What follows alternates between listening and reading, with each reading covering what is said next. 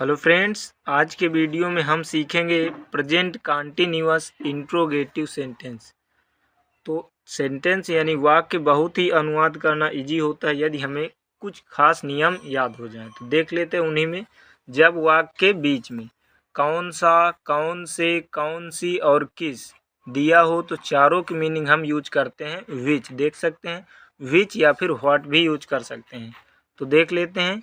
तो ये जब कहाँ पर आएंगे, वाक्य के बीच में। तो देख लेते हैं, ये पूरा लिखा है वाक्य, तुम कौन सा विषय पढ़ा रहे हो।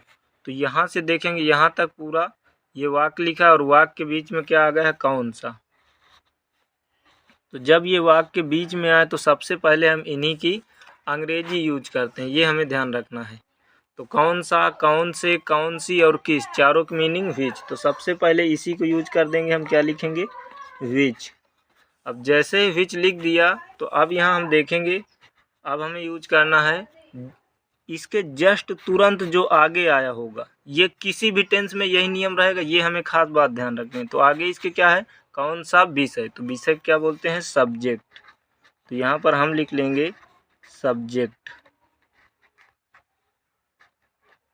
तो हो गया विच सब्जेक्ट। अब जैसे ही सब्जेक्ट लगा, ये किसी भी टेंस में यही नियम रहेगा, इतना हमें ध्यान रखना है। अब क्या होगा, ये जिस टेंस का होगा उसी की ले लेगा हेल्पिंग वर्ब। तो हम देखेंगे यहाँ पर लिखा रहे हो, रहे हो। तो पी से प्रेजेंट और सी से कंटीन्यूअस, क्योंकि प्रेजेंट कंटीन्यूअस की पहचान होती है रहा है, रहे हैं।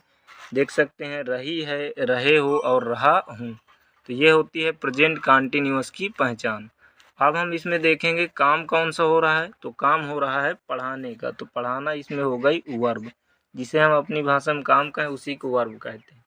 कौन पढ़ा रहा है, तो उत्तर आया तुम। तो जो काम को करे उसे सब्जेक्ट कहते हैं। तो देख सकते हैं सबसे पहले कौन सा, कौन से, कौन सी के लिए व्हिच यूज कर दिया, तुरंत इसके आगे का आ गया। अब ये जिस टेंस का होगा उसकी ले लेगा हेल्पिंग वर्ब। तो ये है प्रेजेंट कंटीन्यूअस। तो इसकी 10 helping verb, is, I am, are. तो एक की बात करें तो हम यूज करेंगे इज, बहुत की बात करें तो यूज करेंगे आर। देख लेते हैं, तुम कौन सा विषय पढ़ा रहे हो। तो तुम को हमेशा ध्यान रखेंगे, इसको माना गया है प्लूरल। तो यहाँ क्या आ जाएगा, आर। अगर मान लो यहाँ प्रेजेंट इंडेफिनिट होता तो डू आ जाता, परफेक्ट होता तो हैव आ जाता, हैव आ जाता। तो आर जैसे ही आया तो आर के बाद हम क्या यूज कर देंगे, सब्जेक्ट। तो सब्जेक्ट कौन है, तुम। तो तुमको क्या बोलेंगे, यू। इतना हो गया। अब जैसे ही सब्जेक्ट लगा तो देख सकते हैं सब्जेक्ट के बाद वर्ब की फर्स्ट फॉर्म में आई एन जी।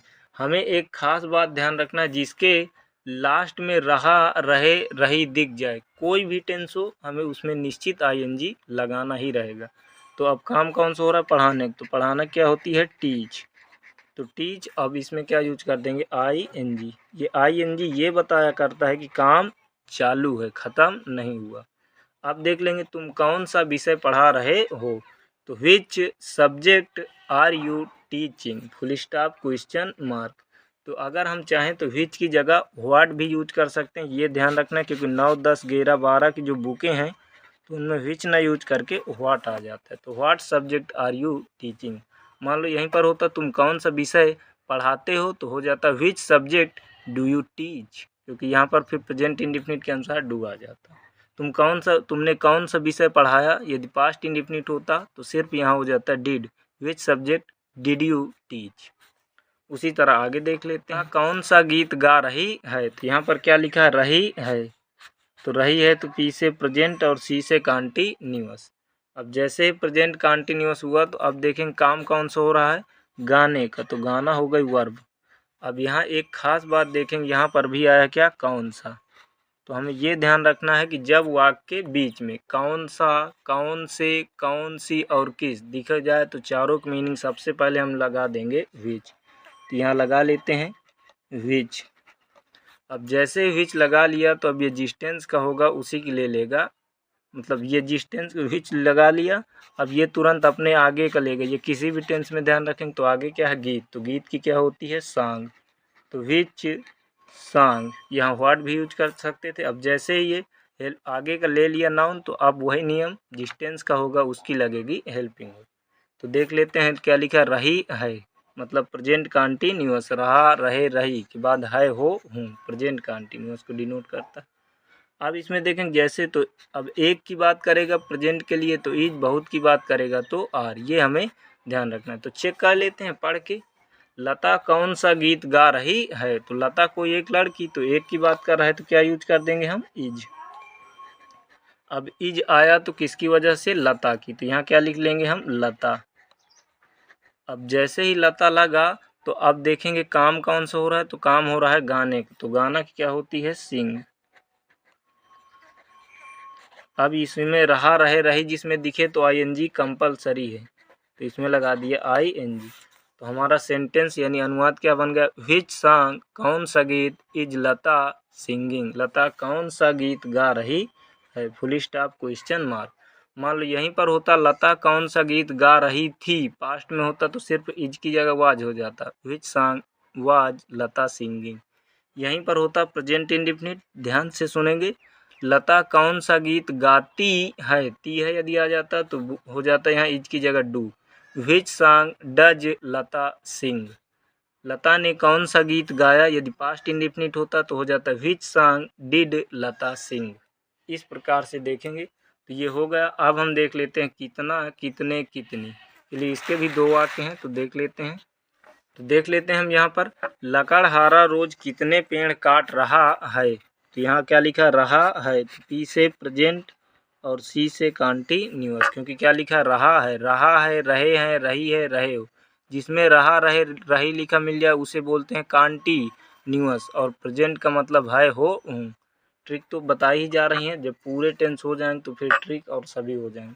तो देख लेते हैं, लकड़हारा रोज कितने पेड़ काट रहा है, तो यहाँ पर क्या लिखा है, कितने, तो ये है क्वेश्चन वर्ड। अब ये क्या लिखा है, पेड़, तो ये हो जाएगा नाउन। तो जब कभी भी वाक्य के बीच में देख सकते हैं, ये पूरा यहाँ से लेकर यहाँ तक क्या है, वाक्य है हमारा।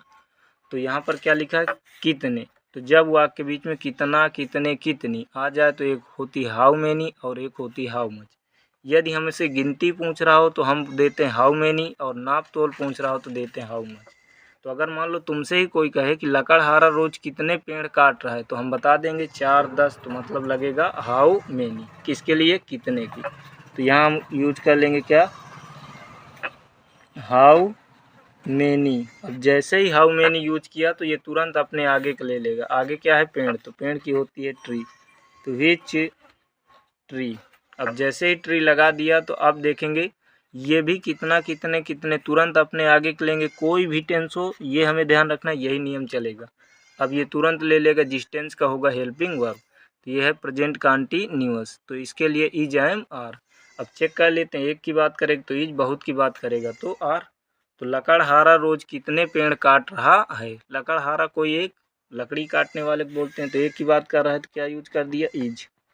इज आया तो किसकी वजह से, लकड़हारा, तो लकड़हारा क्या लगा देंगे हम, वुड, वुड मतलब लकड़ी, और कटर, कटर मतलब काटने वाला, तो उसे क्या बोलते हैं, वुड कटर, ये हमें ध्यान रखना। अब जैसे ही वुड कटर सब्जेक्ट हो गया तो देखेंगे वर्ब, क्योंकि देख सकते हैं यहाँ पर वर्ब, अब सब्जेक्ट के बाद क्या आएगा, वर्ब, और उसमें आई एन जी।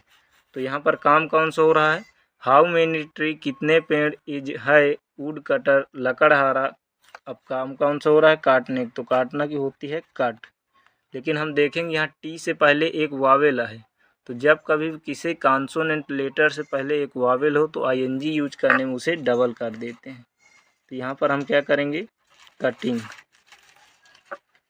तो क्या हो गया हमारा सेंटेंस, क्या बन गया, how many tree is wood cutter cutting, लकड़हारा कितने पेड़ काट रहा है, और रोज की यूज कर देंगे हम डेली,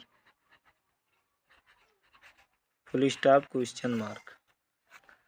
अब देख लेते हैं आगे उसी तरह, मरीज रोज कितना खाना खा रहा है, तो यहाँ पर क्या लिखा, कितना, तो आ गया। अब हमें देखना है क्या, जब कितना कहीं भी किसी टेंस में लिखा मिल जाए तो तुरंत हाउ मेनी या हाउ मच। तो देख लेते हैं, अगर गिनती पूछ रहा होगा तो हम देंगे हाउ मेनी, और नाप तोल पूछ रहा होगा तो हाउ मच। तो मरीज रोज कितना खाना खा रहा है, तो आप गिनती तो करते नहीं खाना की, नाप तोल ही होती है, तो क्या लगा लेंगे, हाउ मच, हाउ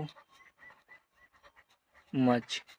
अब जैसे ही हाउ मच लग गया तो अब देंगे हम क्या, आज थोड़ा सा ब्राइटनेस बहुत ज़्यादा है, इस वजह से कम क्लियर दिख रहा है। तो हाउ मच लगा दिए, अब ये तुरंत अपने आगे का लेगा, तो आगे क्या है, खाना। तो खाना क्या यूज कर देंगे हम, फूड, हाउ मच फूड। अब जैसे ही फूड यूज किया तो अब ये आगे का लेने के बाद जिस टेंस का होगा उसकी ले लेगा हेल्पिंग वर्ब। तो ये है रहा है, प्रेजेंट कंटीन्यूअस। एक की बात करें तो इज, बहुत की बात करें तो आर। अब तो हम ही से कोई कहे कि मरीज रोज कितना खाना खा रहा है, तो मरीज को एक की बात कर रहा है तो एक के लिए क्या दे दिया, इज। अब इज आया तो किसकी वजह से, मरीज की, तो इसके लिए क्या यूज करेंगे हम, पेशेंट। स्पेलिंग बहुत लोगों को, मतलब बहुतों को नहीं आती है, तो ये अपना विशेष ध्यान रखोगे, स्पेलिंग में मिस्टेक नहीं करोगे। पेशेंट की PATIENT। तो how much food is patient. अब जैसे ही सब्जेक्ट लगा तो देख सकते हैं सब्जेक्ट के बाद वर्ब की फर्स्ट फॉर्म ही लगती है, और उसमें ING क्योंकि रहा दिख रहा है। तो खाना की यहाँ वर्ब कौन सी है जिसे हम अपनी भाषा में काम कहें, तो काम कौन सा कर रहा है, मरीज, खाने। तो ये हो गई वर्ब, कौन खा रहा है, मरीज, ये हो गया सब्जेक्ट। तो यहाँ पर हम क्या यूज कर देंगे, ईट। और ये खास बात देखेंगे, यहाँ पर टी से पहले जो कॉन्सोनेंट है ये टी लेटर, इसके पहले दो वावेल आए। यदि दो वावेल आए तो फिर ING करने में डबल नहीं किया जाता। तो how much food is patient eating, मरीज कितना खाना खा रहा है। और रोज के लिए हम क्या यूज कर देंगे, daily, full stop, question mark. तो सेंटेंस हमारा क्या बन गया, how much food is patient eating daily. तो इस प्रकार से हमें सीखना है। आई होप कि वीडियो समझ में आया होगा। तो मिलते हैं फ्रेंड्स नए वीडियो के साथ। Best of luck.